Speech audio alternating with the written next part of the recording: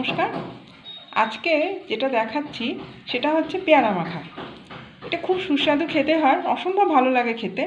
তো তার জন্য যেটা করতে হবে সেটা হচ্ছে আমি দুটো মাঝারি সাইজের পেয়ারা নিয়েছি। এগুলো একটুখানি কাঁচা পেয়ারা, ভাল লাগে খেতে খুব। তো এটাকে আমি এরকম ছোটো ছোটো করে কুচিয়ে নিয়েছি। আর এরপর এর মধ্যে দিতে হবে কাঁচা লঙ্কা। তো কাঁচা লঙ্কাটা আমি এভাবে চিড়ে এর মধ্যে কুচি কুচি করে দিয়ে দিচ্ছি প্রথমে।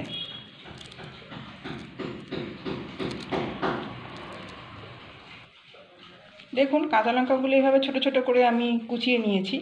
এবার যেটা করতে হবে তার জন্য একটু কিছু অস্ত্র চাই, সেটা হচ্ছে একটা হামানদিস্তা নিতে পারেন, বা যদি নোড়া থাকে সেটাও নিতে পারেন। এবার কি করতে হবে, এটাকে আস্তে আস্তে আস্তে আস্তে এইভাবে দিয়ে দিয়ে দিয়ে দিয়ে এটাকে থুপে নিতে হবে। একদম গলানো মানে গলে যাবে এরকম কিছু ব্যাপার নেই, বা মিশিয়ে ফেলতে হবে তাও না। দানা দানা থাকবে, আবার একটু ভেঙে ভেঙেও যাবে, এই অবস্থায় এটাকে রাখতে হবে।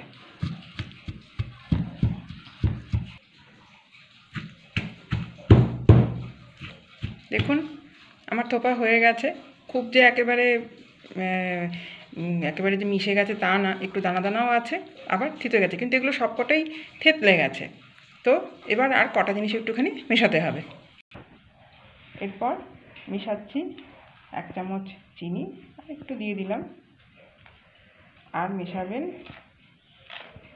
স্বাদ মতো নুন। এবার ভালো করে চামচ দিয়ে এটাকে মিশিয়ে নেবেন যতক্ষণ না একটু একটু জল ছাড়ছে। জল ছাড়া পর্যন্ত এটাকে ভালো করে মিশিয়ে নিতে হবে। দেখুন এটা একদম রেডি হয়ে গেছে। গা দিয়ে একটু হালকা হালকা চিনি আর নুনের জলও এটা ছাড়তে শুরু করে দিয়েছে। খুব অসম্ভব ভালো খেতে হয়, খেয়ে দেখবেন। আর ভালো লাগলে লাইক করবেন, শেয়ার করবেন, আর সাবস্ক্রাইব করতে ভুলবেন না। নমস্কার।